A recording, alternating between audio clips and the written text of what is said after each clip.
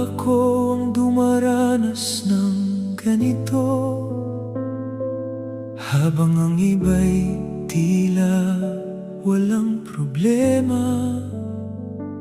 Kung sino pa ang gumagawa ng mali, sila pa ang nakangiti't masaya lagi. Sa lansangan ako'y pagod ng lumalaban, pangarap ko'y payapang buhay lamang.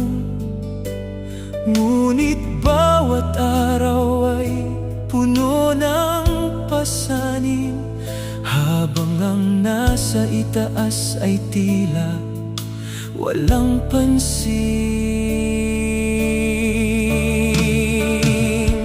Nasaan ang hustisya sa ating bayan?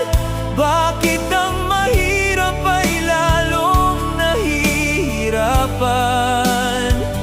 Ang may sala'y tila di napapanagot, habang ang ordinaryong tao'y lunod sa takot.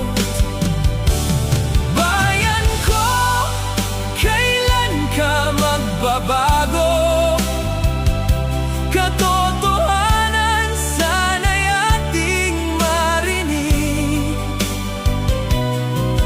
Pag-asa'y huwag nating bibitawan, dahil ang pagbabago'y nasa ating mamamayan.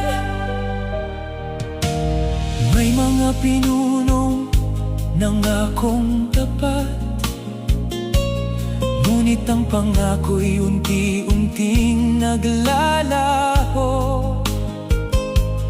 Ang kaba ng bayan ay tila nawawala, habang ang mamamaya'y lalo pang nagdurusa.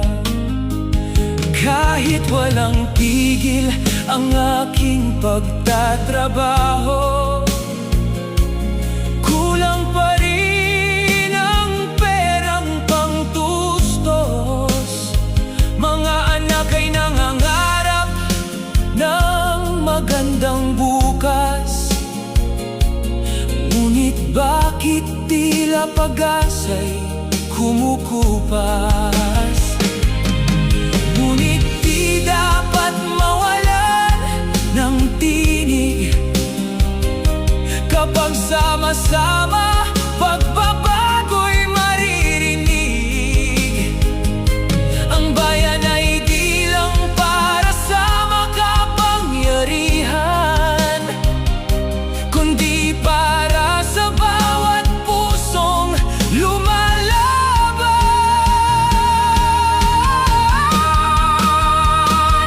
Nasaan ang hustisya sa ating bayan?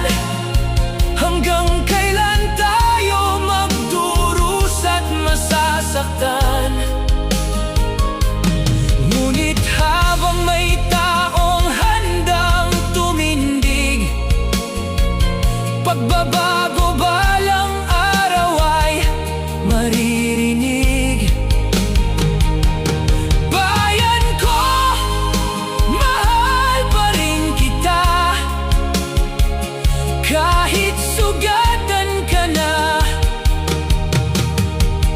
Di pa rin nawawala ang pag-asa.